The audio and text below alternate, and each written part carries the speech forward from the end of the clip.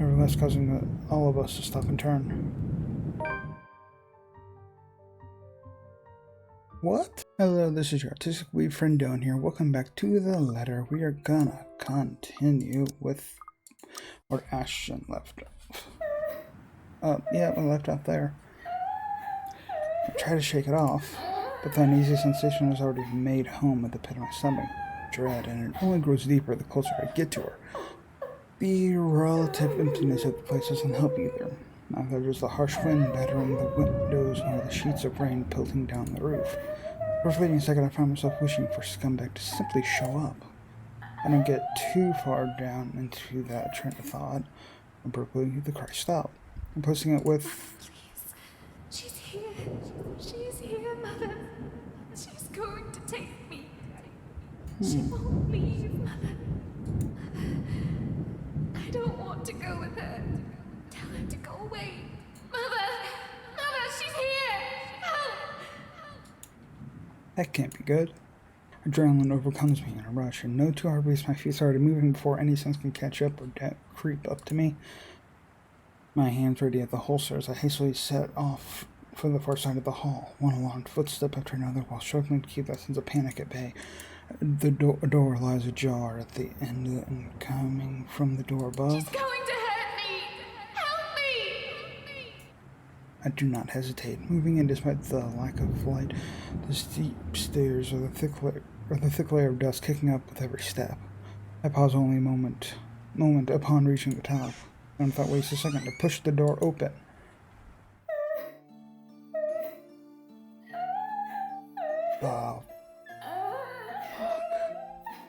She sits in the middle of the room, shoulders hunched, shaking.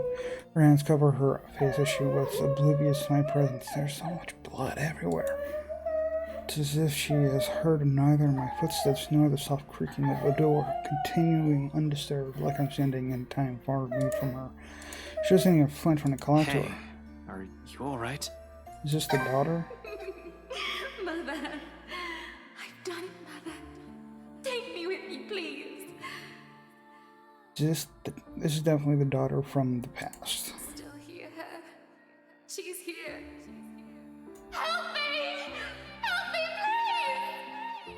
Wait a minute, is this the attic where Isabella first saw that woman?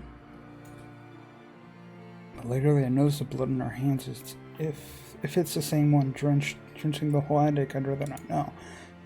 Now the whole room has ended up like this is the least of my problems at the moment. Even this single human body doesn't have this much blood. So bodies? The thought sends an unpleasant twinge in my stomach. Does Wright even know about this? He's bad news on Wright, but this is beneath him. Definitely balk at first sight of it. Anyone will. Yet the woman lingers there unmoving by the sight, letting her sobs fill the room, repeating the words over and over again like a prayer of salvation. To whom? The mess of parchment she has left on the floor. Just what the hell is happening? Hey, lady, are you? The rest of that question never makes it out. I don't even see it coming.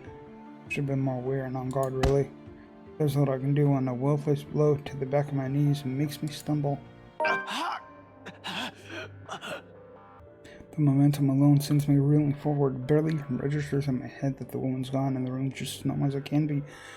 Oh yeah, this is the place. This is where Isabella first saw her. Not about the pain shooting up my side when I hit the floor. I don't even get the chance to get my bearings back when a hard enough blow to the stomach caused me to buckle down and land heavily on my knees. Is this Johan's? Gasping, I fumble wildly for my gun. Although before I'm able to turn, level it, and shoot, a hand grasps my wrist and twists it. Hard. A gasp. A grunt. Cry pain slits past my mouth. The gun falls to the floor with a thunk. As soon as it lands, a foot kicks out in my region and slides uselessly under the bed. Agony suddenly explodes in my chin, jerking loose a sharp cry of pain, and stars fill the edges of my vision. A brief moment of regret hits me for leaving my taser with Mikala when a piece of cloth closes around my neck. Without warning, my attacker pulls tight. I'm left gasping, choking, clawing for air, blindly reaching behind me as I still try to fight him off and loosen the pressure on my neck. Accepting this movement only causes him to pull taut. My, so many rats scurrying about in this mansion lately.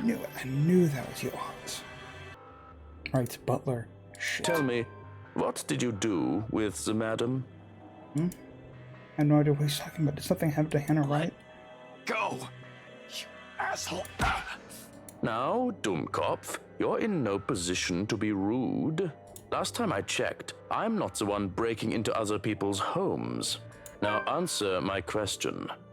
What did you do with the madam? Where is Hannah then? The pain rings and resonates to my already sore body, still I managed to write it out and spit in muteness. You. Keep that dirty mouth babbling and you're getting a knife in the kidney. Where did they find Johans? I assure you, it will be more painful than this. He really doesn't need to threaten me right now. It's all too much to bear at this point. My lungs feel like they're burning with the lack of air. Dark spots begin to fill the edges of my vision. Ever so slowly, the world around me dims. And consciousness rapidly slips away from me. Without meaning to... Get away from him! Isabella came. Hearing my voice as if I've been doused with a bucket full of ice-cold water. Familiar, too familiar. More importantly, it shouldn't be here. I shouldn't be hearing it here. It shouldn't be here. Immediately my eyes snap open. Ooh. And right there, right on the attic's doorway, stands Isabella, of all people. A rolling pin in one hand and a standard issue police taser on the other. My taser. She must have borrowed it from McCullough. Where else could she have gotten one? I doubt she has ever used one. Even hell, the way she holds it right now, this guy can easily disarm her in one hit. But there's something in her eyes. Although there's a look of fear in them and her hand shakes, she keeps the weapon trained and pointed at Scumbag's lackey. Untrained or not, she does not plan to leave here without putting up a fight. It seems admirable really, but it's not just something we need right now. We need her to be away from here. We need her safe. But the chances of that happening grow slim with every laughter that slips from him. Oh, this is just getting better and better. The Bratwurst won't be pleased with the number of bodies we have to dispose of today, you know. Tell me, how many of you are there? So I can prepare the proper number of bags. Damn it. What the fuck's going on? Why is she here in the first place? Did she follow after me? Panic surges within me. She knows how bad the situation is, but did she really have to run in here and expose herself like that? Does she even know how to use a taser? For fuck's sake, more than worrying for my life, it's her I'm concerned about. Getting strangled, dying by choking isn't part of the plan, but her following me here isn't either. This is why I prefer to do things alone. This is why I'd rather be the only one to take the consequences. I don't even want to think about what this bastard might do to her after she's done with me. Then my voice comes out off nearly a crook. I try to tell her as much. She has to leave. Stay far away from here and these people. Don't! Damn it, Isabella! Get out of here! Another bout of pain erupts in my side, cutting off my words. A cry of agony bursts from my mouth. I can taste blood on my tongue as I heave, attempting to get in as much air despite the towel still coiled around my neck. Ash? You're going to lose air quickly that way, Dummkopf. Better keep it shut. Get out! Out! Out! Val! Don't be stupid! I'm not leaving you here! He laughs, too cruel, too unforgiving.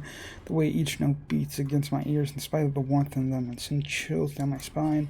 This is the man whose hands have already been stained with blood before. He won't hesitate. I'd follow his advice if I were you, little girl. What could you possibly do with a toy? Just hand it over and be on your way. It'll probably be too difficult for a little girl like you to use. There's a moment of silence. Fuck, I can barely keep my eyes open. But in the next second, though I still don't exactly understand what's happening, Isabella shouts. Not a cry of pain. Now I yell panic, but one that's resolute, firm, perhaps in a tone that's leagues fiercer than any I've heard from her before. Try me! Ashton, duck! I do, more out of instinct and desire to survive, closing my eyes before my mind can fully process what's going on. It all happens in a blur. The telltale sound of a taser being discharged resounds through the room. The air crackles. Something whizzes by almost too close to my ear, followed by the thud of something blunt connecting solidly with another object. Next thing I know, the tail strangling me has started to loosen. I collapse on the floor, dazed and gasping for air. From my peripheral, through the haze of blood rushing and sound slowly filling back the butler buckles, he spasms once, And with a much fuss, falls face first beside me, knocked unconscious by 50,000 volts of electricity and a fucking rolling pin. I'll be out for a while. I have no idea whether I should laugh or cry at that. Somewhere in front of me, my oxygen-deprived brain vaguely registers Isabella's form. She slumps on the floor, also breathing heavily. Right next to her trembling hands, both the taser and the rolling pin lie useless and forgotten while the mood in the room eases. Long, gradual process of tension lifting. For countless seconds, we remain quiet. Only our short gasps and sighs to fill the silence, allowing the adrenaline ebb away and both our breathings to slow. Not true repose by any means, but simply a brief respite. There's still the curse. We're still inside the mansion and in imminent danger. Still have no idea how to fix this. Outside, the rain seems to only intensify. Lightning flashes fleetly somewhere while lightning piercing and the sky rumbles. No rest for the wicked. I stir first, once recovered, having regained some semblance and sense of strength. Breathing still hurts, but it's bearable as is moving. Though every small motion causes a wince, there will be bruising tomorrow. I can manage. Retrieving my gun from under the table is easy, but only with some effort. I am able to drag an unconscious man to the far end of the room, snapping one end of a handcuff to on his wrist while fastening the other on the bed frame. That should keep him restrained for a few hours in case he wakes up prematurely. All through this, Isabella stays quiet. In fact, she hasn't even moved since. Her hands still shake and taking long draws of breath while she stares vacantly in front of her, almost as if she's in shock. Perhaps she isn't even expecting any results, spurred only by some kind of desperation. Now it's sinking in. Unfortunately, we need to get moving. We don't have time to wait for everything to register in our heads. Laying in front of her, and give her a light shake. Belle, we need to go. We can't stay here. Slowly, she turns, staring at me with wide eyes. Worry flickers briefly and then hung with something ineffable. Then, without warning, she lifts a hand and slaps me right across the face. Ooh. Ooh. The sound of it cracks the air, shattering the silence like a fragile glass breaking. Despite the familiar rumble of thunder outside, I managed to ring louder above the storm. I don't even know what hit me until my hand had already snapped back and my cheek stings with her anger. And it is anger, in spite of the stillness and the lack of words afterwards. Not fuming, though, never fuming, but the kind that burns slightly and soundlessly. A frustration instead of a seething rage. All that ebbs just as quickly as it flows, and once the tide subsides, there's only that gleam in her eyes, warm, steadfast, and unflinching. Quietly, I brace myself for the truth underneath that gaze.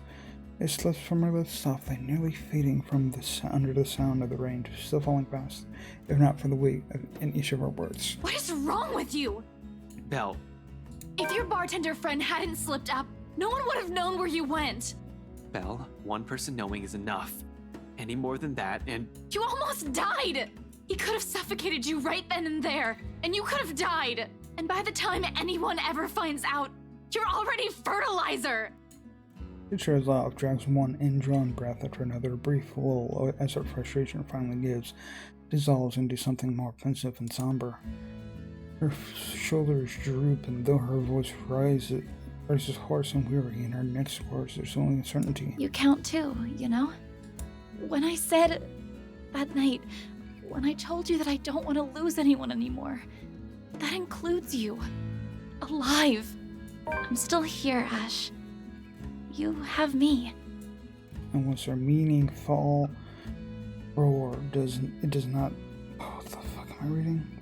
And once their meaningful roar, it does so not with force of a dam breaking or a raging storm, but with the gentle, steady warmth of a heart burning, an ember easing slowly, lightly rising and giving until all that's left is a truth and understanding. Not alone, never alone.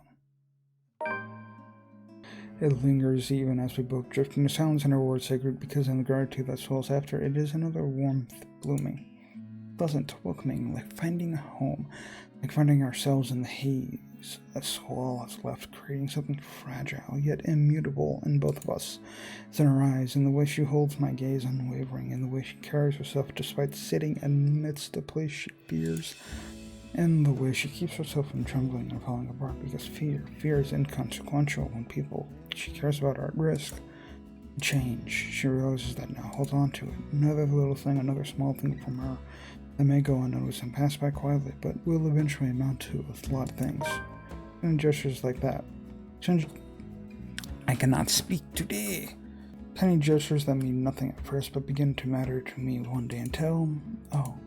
Despite myself, a small smile slips from my lips as the same warmth from earlier unfurls in my chest, unhurled, unfamiliar, and bright from all these years I carried, but never given the words to it. Stop smiling like that, Ashton! I'm not done scolding you! But this time they come easy. I heard all of it. Don't worry. Are you really okay? That guy hit you a little too hard on the head. Here, let me... Reach up just as she sends a hand toward my face, catching her wrist and like her, drawing closer and folding her hands in between mine. Although her expression does shift into mild confusion, she does not pull away like I'm expecting. She simply stares at me, searching. For her to allow a gesture from me that's perhaps too close, it tells a lot how far things have already shifted in the past few years. Cradled in mine, her hand still trembles. Most of the tremors has already subsided by now, though I doubt it'll fade away this soon. Even as I trace the lines on her palm in what I hope is a comforting gesture. I'm sorry, Belle. For what? Is this about what happened tonight? You can apologize later when... No, well, this too, but it's not just about this. It's for a lot of things. For calling you clumsy, and careless, and a scatterbrain.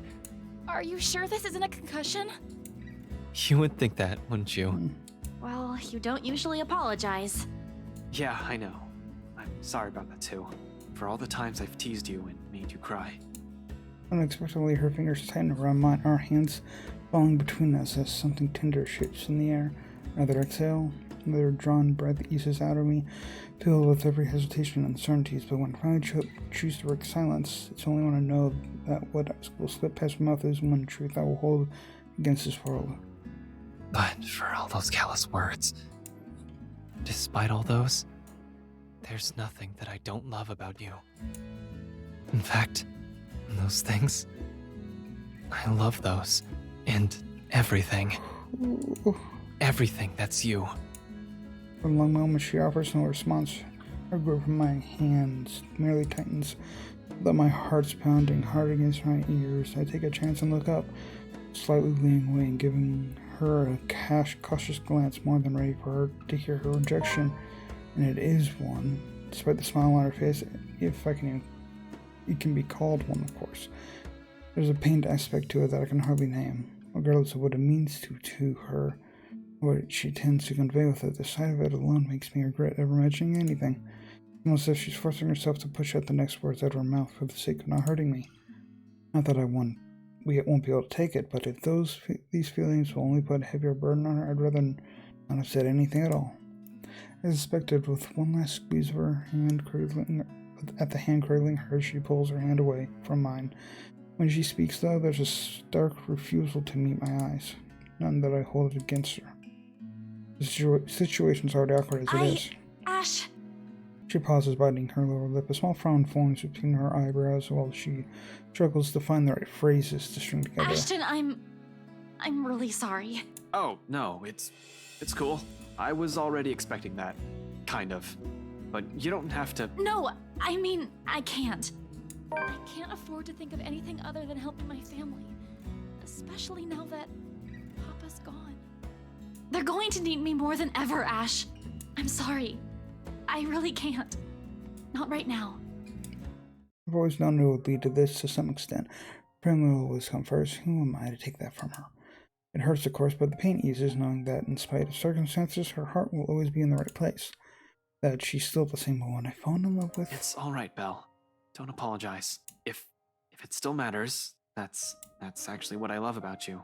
Of course, not that I'm expecting anything by telling you that, but you get the point.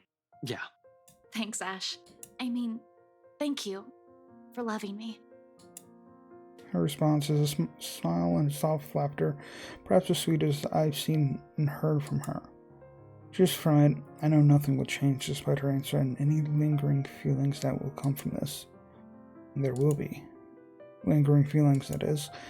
With the way she barged into our lives 5 years ago, it'll probably be enough to leave a terrible impression on anyone, but that's also precisely it. It's people like her that you don't easily forget. It's them that gradually worms their way into a person's life until the very thought of losing them becomes unbearable. As it is, I'm already content simply staying by her. No grand expectation or hopes attached. Just the banter, the small smiles, and the quiet little moments that roar. I love her, but that also ain't all there is to us. I know I caused you all kinds of trouble these past few years. Hey, whoever told you I'm doing this for free? After we're done with this curse thing, you're gonna owe me a year's supply of ice cream. Yeah, we'll see. Another laughter, this time from both of us. Then she hits Mom with a light punch. Familiar, warm, bright, and hopeful, much like everything about her. And it is strength enough to keep me going as it lead us both out. Power still hasn't come back, and we make our way downstairs. Tricky considering the stairs to the attic are a bit old. One misstep and anyone might end up slipping and falling. You're lucky if that's all that'll happen to you. With the stairs this steep, a broken neck is likely a likely outcome. Thankfully, Isabella's here to guide me through the darkness. She knows this place better than anyone. After all, in spite of all the misfortunes that have brought to us. Careful, the floorboards over there aren't very sturdy. Right on cue, the same board and stepping on crease and suddenly breaks. The piece is falling somewhere with a dull Oh thump. shit. Scumbag wouldn't be too happy about that. Ow, my foot. See? I told you so. You never listen to me. They renovated the whole mansion and they can't even replace one tiny part of the house. Why don't you file a complaint to BRC then? I'm sure they'd be thrilled to hear it. You know it was such a rush job. Outside, the winds have intensified.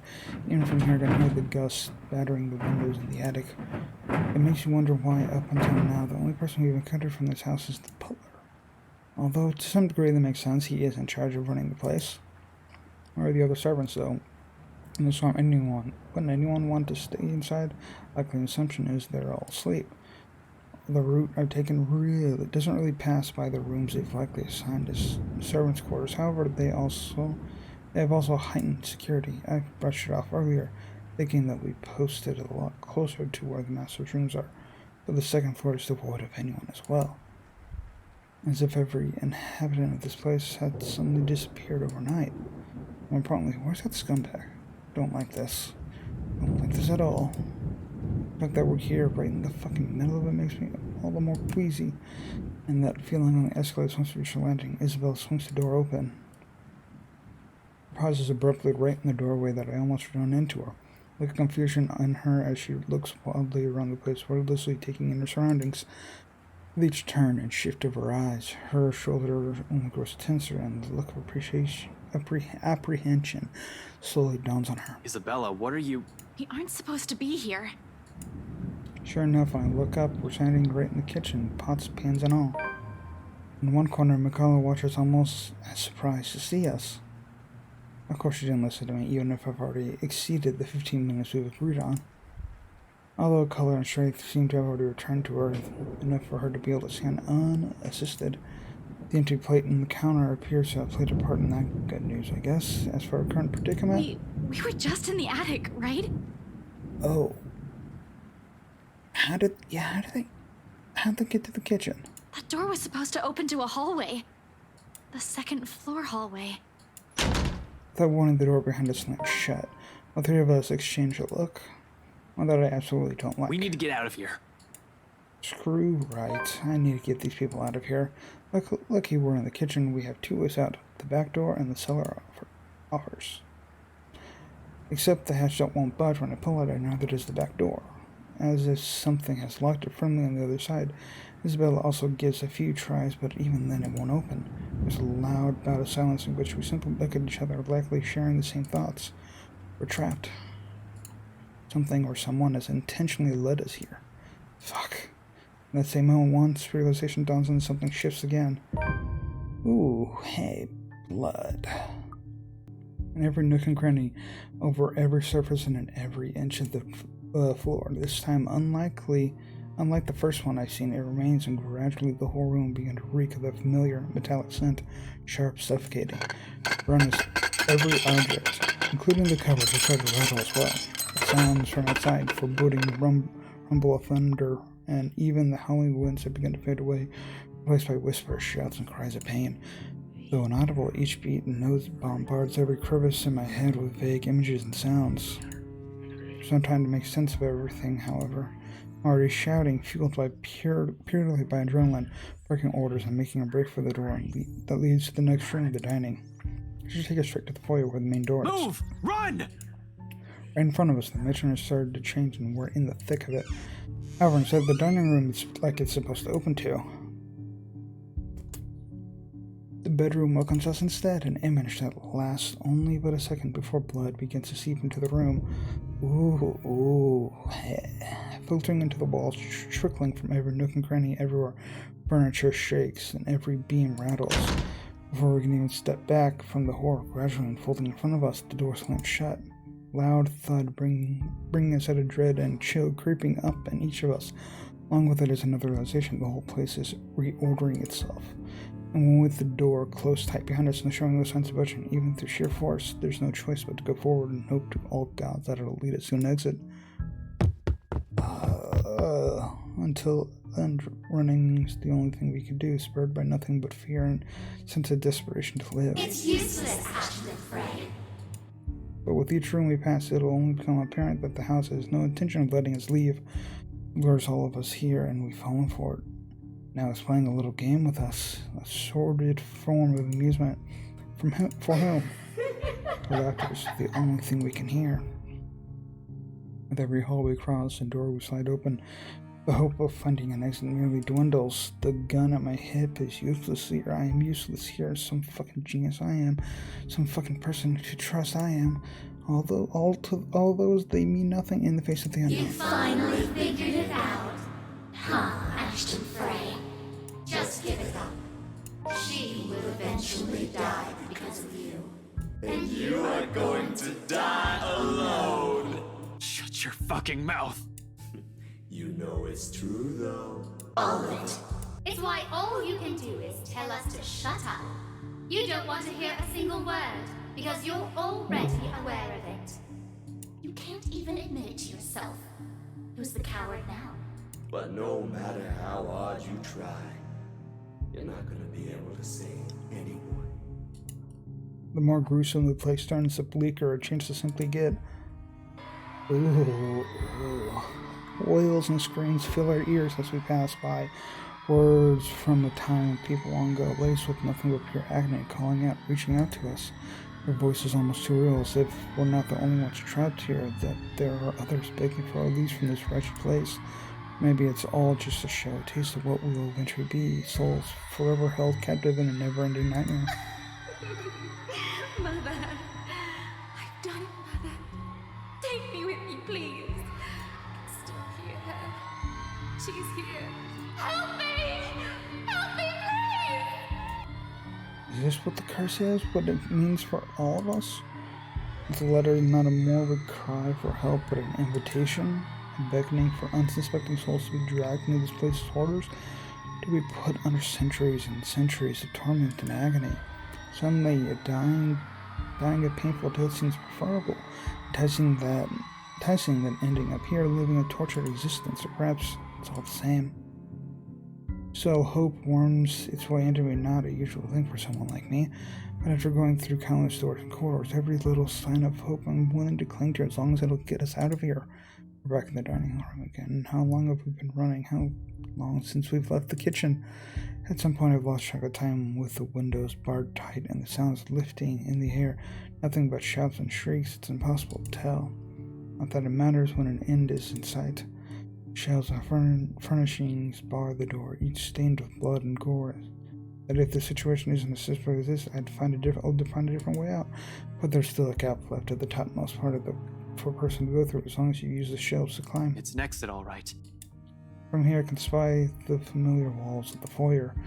Really, if only relief washes over me. Although my legs have been strewn taut by all that running, and every bone and muscle in my body ache, there's only an easing. A sense of tension relieving, while energy back flows through me again at the sight of an end. No sooner I'm leading us out to it. Isabella helps me call it first, assisting her out through the gap the moment the interior designer's in, and not for her to go through. Go ahead. I'll watch your back. Surprisingly, she follows without any protest. Not that there's any need to. Some time after entering the room, the whole place has calmed down. No wails, no whispers, just a silence too deafening. But I'm not letting my guard down till everyone's on the other side of this nightmare safe. For all I know, this may just be a calm before another storm. Without further incident, however, Isabella makes it to the other side and I'm following after her. However, odd this hushes, I turn my back from it and climb up. It's a tight fit, but I manage to squeeze myself in. Goodness remains, though. Maybe it's adrenaline still coursing through me, or how easy everything has been for living through that nightmare, fleeting as it is. But for some reason, something's still nagging at me. Call it a detective instinct or my training or whatnot. I have a feeling something's going to happen to catch us unprepared. Unconsciously, before dropping down on the better side of the stream, my hand shifts to the gun at my hip. Instinct has never failed me before. And it's back to normal. My feet haven't even landed firmly on the floor when... Had I known there would be a party in my own home tonight, I would have opened a bloody bottle or two.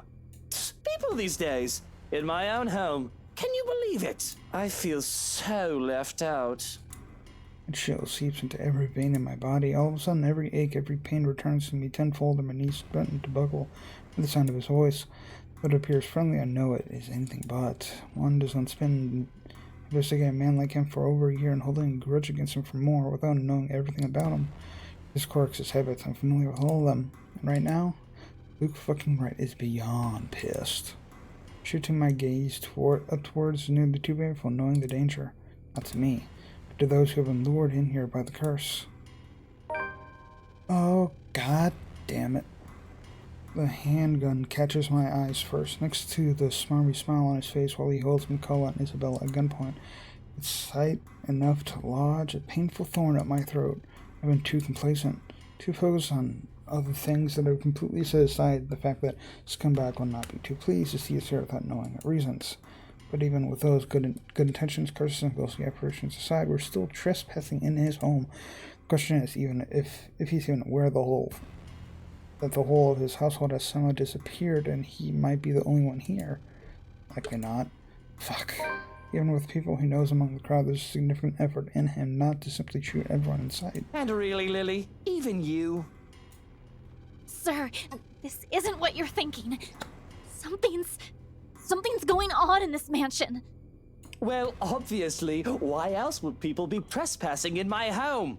What's your excuse? Checking back if your clients are doing okay? Is that it? Is this what this is? Oh, we're doing good, by the way.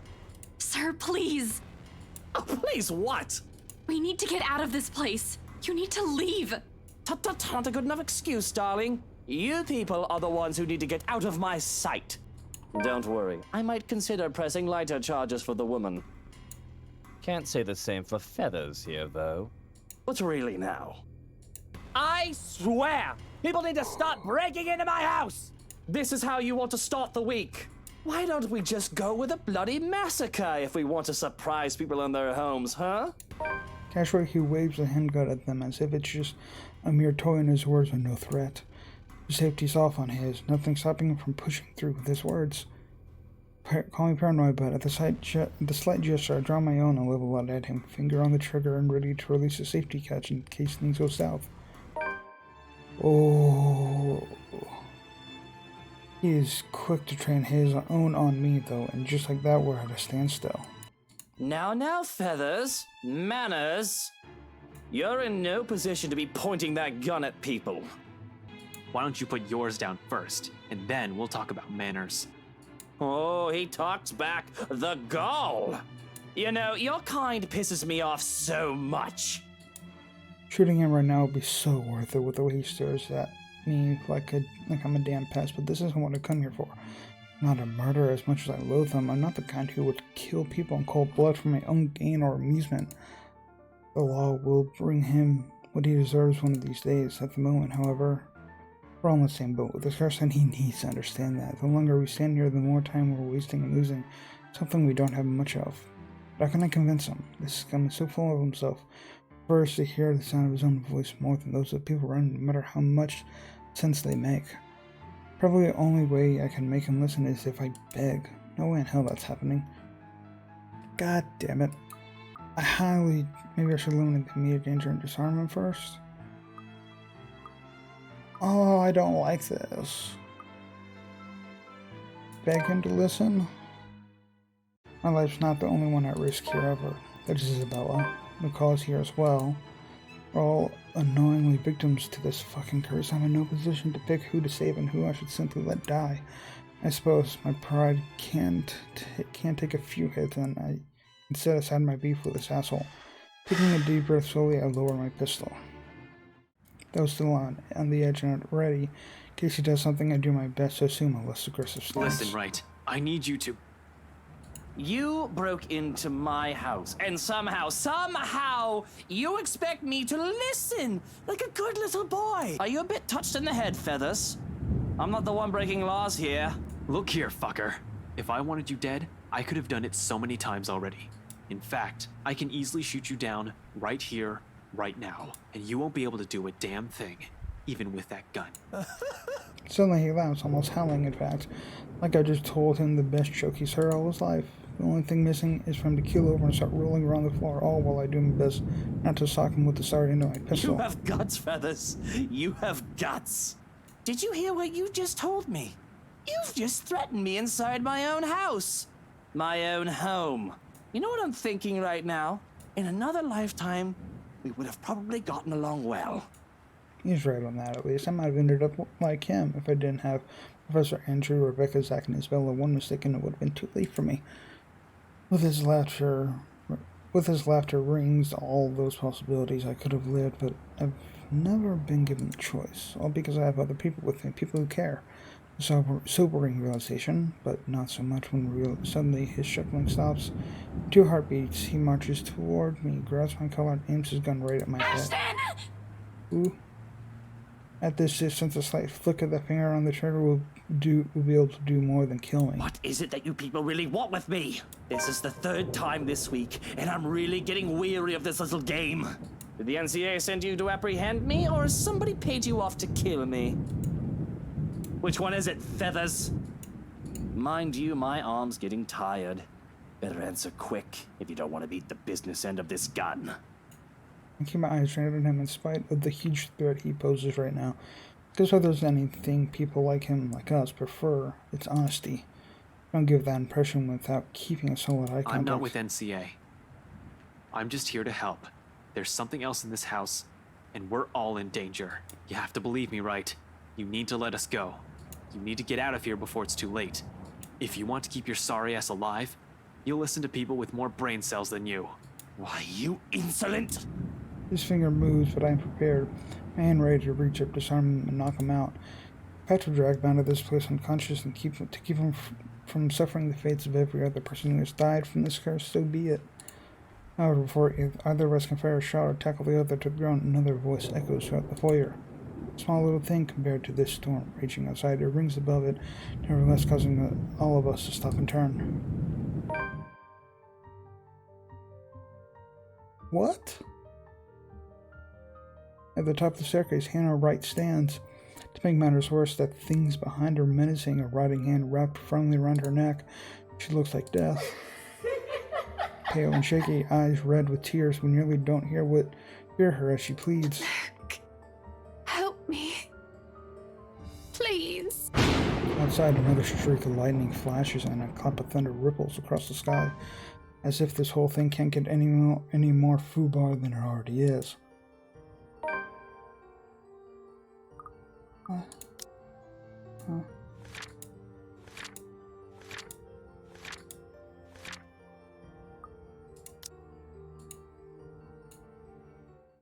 What?